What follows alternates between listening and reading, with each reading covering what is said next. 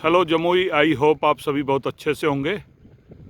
ये है पाठक चक गांव का डैम।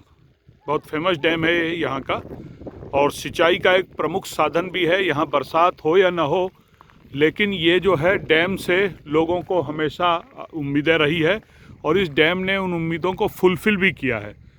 ये 1950 और 60 के दशक में ये डैम बना है।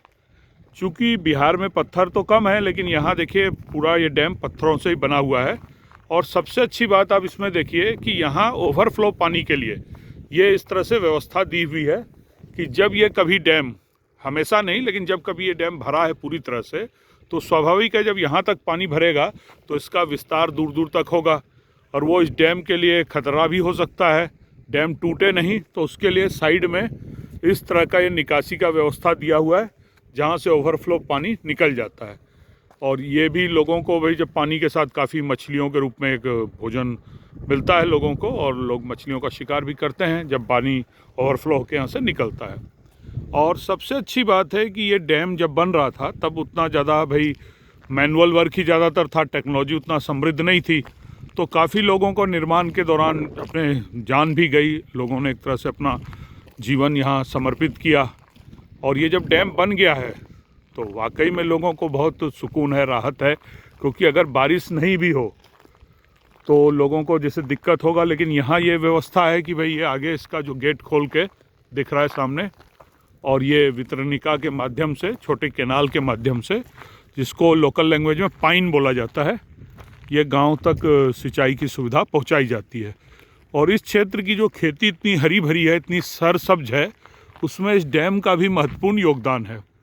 और यकीनन अगर चाहे जाए प्रशासन चाहे रुचि ले तो इसको भी एक बहुत अच्छे पिकनिक स्पॉट, पर्यटन स्थल के रूप में डेवलप किया जा सकता है। देखिए कितना सुकून, कितनी शांति है इस ग्रामीण अंचल में। और ये सर भी हमारे साथ घूम रहे हैं जो यहाँ के निवासी प्रतीत होते हैं। सर, आप कुछ जानकारी देना चाहेंगे इस डैम के बारे में?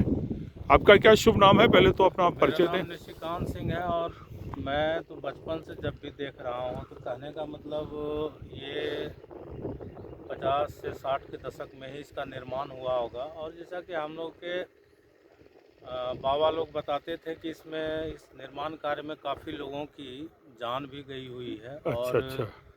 ये बहुत अच्छा डैम है। जब भी पानी की आवश्यकता होती है, अभी जैसे धान कटने के बाद जो है गेहूं का फसल बोया जाता है सर्दियों में, आई थिंक। हाँ। तो अभी तो बारिश हो नहीं रही है, लेकिन लोगों को पानी की आवश्यकता है, तो इससे भी इसकी आपूर्ति होती है। और एक और डैम है गढ़ी। हाँ, इसके आगे गढ़ी डैम। हाँ, तो गढ़ी डैम का भी जो है ना, इससे कनेक्टेड वहाँ पे एक ये दे दिया गया है, कैनाल दे दिया गया है, जिसके कारण अभी देखे होंगे उसमें काफ़ी पानी जो है बह रहा है, तो हाँ, ज़्यादा यस। पानी है।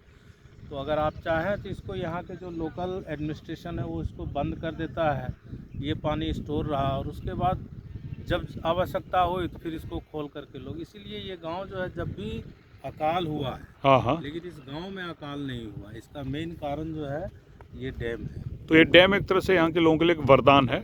और सबसे अच्छी बात है कि यहाँ सुनते हैं आसपास एक वो लछवाड़ करके जैन तीर्थ भी है, उसके बारे में आप कुछ जानकारी दें। ये एक्चुअली ये जो आप पहाड़ देख रहे हैं, हाँ। लछवाड़ जो जहाँ जन्मस्थान जिसको बोला जाता है, हाँ। ये उससे कनेक्टेड है। अच्छा। और ये इसका गौतम वो किनका, महावीर का जन्म स्थान है। महावीर हाँ जन्म स्थान है। हाँ, कुंड घाट भी आसपास है। जैनी लोग भी आते हैं, हाँ। शायद आपने वहाँ पे भ्रमण भी किया। हाँ, मैं 2-3 बार जा चुका हूँ लछवाड़। हाँ, तो वो एक ऐतिहासिक स्थल है, विश्व प्रसिद्ध ऐतिहासिक स्थल आप उसको कह सकते हैं। हाँ। लेकिन बिहार सरकार से मैं यही उम्मीद करूंगा कि इन चीज़ों को जो है ना थोड़ा सा पर्यटन के रूप में हाँ, विकसित करना चाहिए। धार्मिक पर्यटन के रूप में, रिलीजियस टूरिज्म के रूप में। और उसके साथ साथ इन क्षेत्रों का भी जो है, हाँ, रूरल टूरिज्म भी होता है, एग्रीकल्चर टूरिज्म भी है, इको टूरिज्म भी उनको बोलते हैं। आजकल टूरिज्म के नए कॉन्सेप्ट आ रहे हैं, तो उस हिसाब से मतलब किया जा सकता है, मतलब इनको डेवलप। भाई सब कुछ है यहाँ, बस एक मजबूत संकल्प शक्ति की ज़रूरत है। और मैं आखिर में अपने शब्दों में इतना ही कहूँगा, दुष्यंत कुमार एक प्रसिद्ध शायर हुए हैं, उन्हीं के शब्दों में कि ऐसा नहीं कि हर तरफ खुश्क हो जमी, प्यासे जो चल पड़ेंगे तो दरिया भी आएगा। तो एक इच्छा शक्ति, संकल्प शक्ति की ज़रूरत है।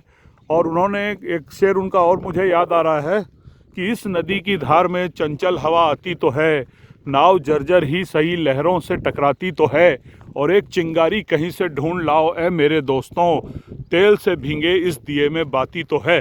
धन्यवाद। जय हिंद।